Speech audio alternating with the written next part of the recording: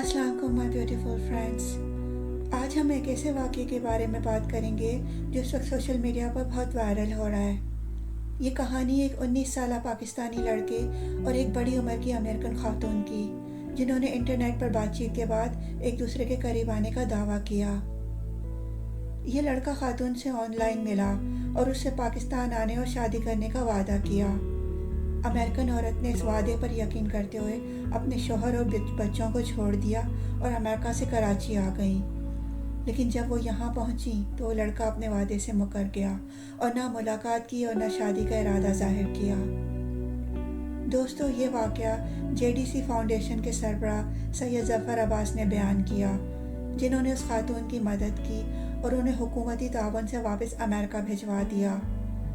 लेकिन ये वाक़या सिर्फ यहाँ पर ख़त्म नहीं हुआ, बल्कि सोशल मीडिया पर भी बहस का तूफ़ान खड़ा हो गया है। नेटिज़न्स ने इस वाक़े पर अपना मिला जुला रद्द अमल ज़ाहिर किया है।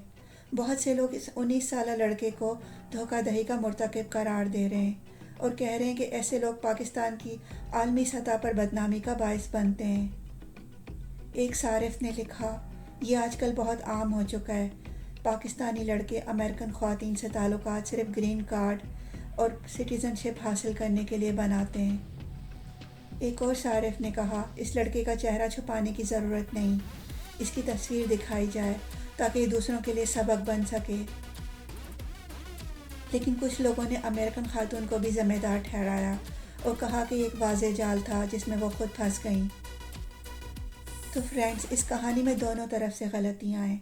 एक तरफ वो लड़का जिसने धोखा दिया और दूसरी तरफ वो खातून जो बग़ैर सोचे समझे इंटरनेट पर बने रिश्ते को हकीकत मानकर अपने घर वालों को छोड़कर आ गई। ये वाक़या हमें ये सबक देता है कि इंटरनेट की जो ताल्लुकात हैं उनको ज़िंदगी के अहम फैसलों का मायार नहीं बनाना चाहिए। इससे जज्बाती फ़ैसले ना सिर्फ हमारी ज़िंदगी बल्कि हमारे आसपास के लोगों की ज़िंदगियों को भी मुतासिर करते हैं। आपका इस बारे में क्या ख्याल है? क्या आप समझते हैं कि लड़के की गलती ज़्यादा थी या उस खातून की?